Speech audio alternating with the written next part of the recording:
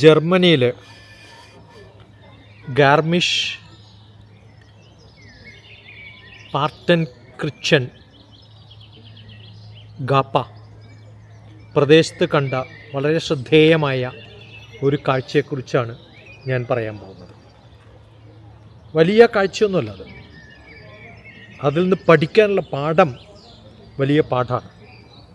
ഒരു 60-80 വയസ്സ് കഴിഞ്ഞിട്ടുള്ള ദമ്പതികൾ പോലും അവിടെ നിന്നും കുറച്ച് മുകളിലേക്ക് പോയിട്ട് കയറിപ്പോവാനുള്ള this is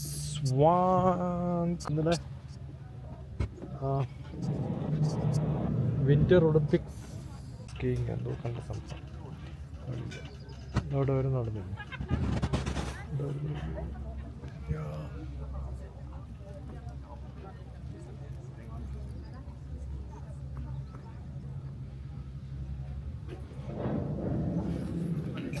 This is the cable car through which we came.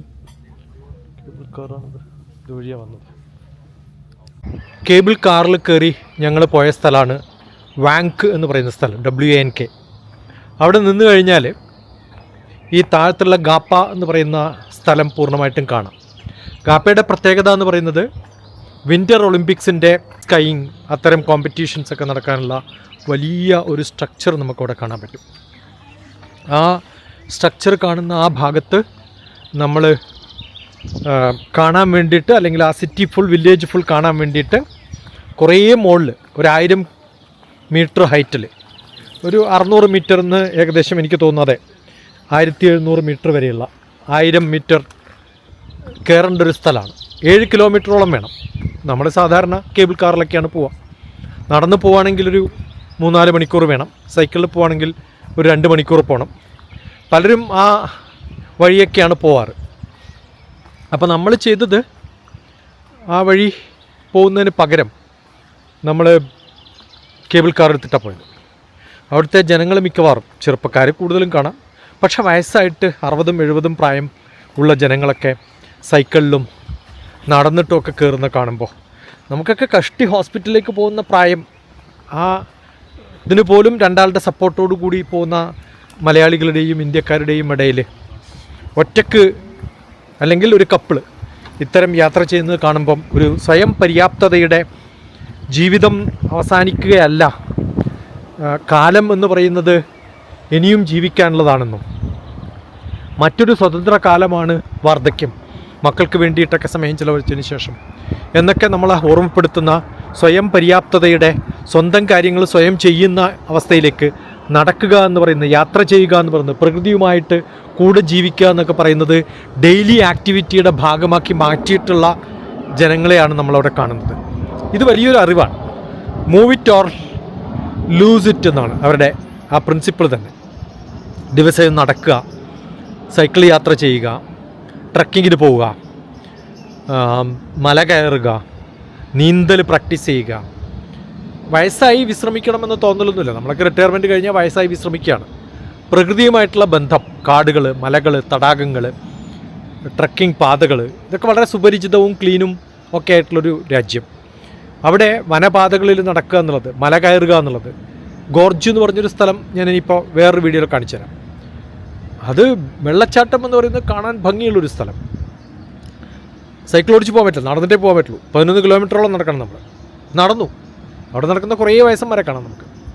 അതുകൊണ്ട് ഇവിടെ ജനങ്ങൾക്ക് അമിത വണ്ണമില്ല, പഞ്ചസാര ഉപയോഗം കുറവാണ്, അസുഖങ്ങൾ അതുകൊണ്ടുള്ള പ്രശ്നങ്ങളില്ല, പ്രോസസ്ഡ് ഭക്ഷണം വളരെ കുറവാണ്, ഇല അങ്ങനെ തന്നെ കഴിക്കുന്നവരാണ് മിക്കവാറും ആൾക്കാർ. നോൺ വെജിറ്റേറിയൻ ആണെങ്കിൽ സ്പൈസ് ഇല്ലാണ്ടൊക്കെയാണ് കഴിക്കുന്നത്. എരിവ് അടുപ്പിച്ച ചാടിപ്പോവരും. നമ്മൾ എന്തിനാ ഇങ്ങനെ കൂടുതൽ കഴിക്കാൻ വേണ്ടിയിട്ട് മസാല ഇട്ടിട്ട് കൂടുതൽ കഴിക്കുക ചെയ്യുക? കുറച്ച് കഴിക്കുക, മസാല കുറക്കുക. വിരമിച്ചാൽ ഇരിപ്പല്ല, TV അല്ല, മൊബൈലല്ല. കാരണം അസുഖങ്ങളില്ല, പ്രമേഹമില്ല, രക്തസമ്മർദ്ദമില്ല, അമിത വണ്ണമില്ല, മുട്ടുവേദനയില്ല, ഹൃദ്രോഗമില്ല. 1000 മീറ്റർ കയറുക എന്ന് പറയുന്നത് വളരെ സാമാന്യം എല്ലാവർക്കും പറ്റുന്നത്. ഭാരതീയ പഴയ പാരമ്പര്യത്തിൽ ബ്രഹ്മചര്യം, ഗാർഹസ്ഥ്യം, വാനപ്രസ്ഥം കഴിഞ്ഞ് സന്യാസത്തിൻ്റെ കാലത്ത്, വാനപ്രസ്ഥം എന്ന് പറയുന്ന കാലത്ത് വളരെ പ്രകൃതിയുമായിട്ട് എങ്ങനെയാണോ അടുത്ത് ജീവിക്കേണ്ടത് അങ്ങനെ ജീവിക്കുന്നൊരു കാലം ഉണ്ടായിരുന്നു. യാത്രയും തീർത്ഥാടനവും നടത്തവും. ഇന്ന് തീർത്ഥാടനം എന്നൊക്കെ പറഞ്ഞ് വണ്ടി കയറുക, AC കയറുക, ഫ്ലൈറ്റിൽ പോവുക, അത്രമാത്രമൊക്കെ ഉള്ളൂ.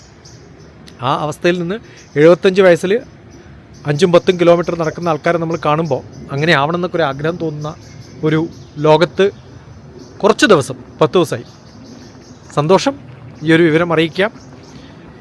ആരോഗ്യം എന്ന് പറയുന്നത് നമ്മുടെ മനസ്സിനാണ്. ഇപ്പം ഞാനിപ്പോൾ എൻ്റെ സ്റ്റുഡൻറ്റിനെ റെയിൽവേ സ്റ്റേഷനിൽ കയറ്റി വിടാൻ പോയതാണ്. സാധാരണ ഓട്ടോറിക്ഷ എടുത്തിട്ടാണ് പോവുക. നമ്മുടെ നാട്ടിലൊക്കെ ആണെങ്കിൽ, ഇവിടെ ആണെങ്കിൽ നടന്നിട്ട് തന്നെ പോകണം, ലഗേജും കയ്യിൽ തൂക്കിയിട്ട് പോകണം. ഇപ്പോൾ തിരിച്ചു വരുന്ന വരവാണ്. മല കയറണം, നിരപ്പായ പ്രദേശമൊന്നുമല്ല. എല്ലാവരും അങ്ങനെയാണ്, കുട്ടികളെടുത്തിട്ട് ആൾക്കാരും ഒക്കെ നടക്കുന്നത് നമ്മൾ കാണാൻ പറ്റും. അപ്പോൾ ഇത് വളരെ സുപരിചിതമായിട്ടുള്ള ഒരു, അധികം തിരക്കൊന്നുമില്ല, ആൾക്കാരൊന്നുമില്ല, എല്ലാവരും ഇങ്ങനെയാണ്. അപ്പോൾ നമ്മളും അങ്ങനെയാവും. യാത്രയാണ്, കയറ്റമുണ്ട്, ഇറക്കമുണ്ട്. കാറുകൾ ഓടിക്കുന്നവർ കുറേ പേരുണ്ടാവും കുറേ ദൂരത്തൊക്കെ പോകുമ്പോൾ. പക്ഷേ 20 മിനിറ്റ് നടക്കുക, അല്ലെങ്കിൽ ട്രെയിനിൽ കയറി ഇറങ്ങിക്കഴിഞ്ഞാൽ നടക്കുക എന്നുള്ളതൊക്കെ സാധാരണ പതിവുകളാണ് ഇവിടെ. Okay, thank you so much. God bless you.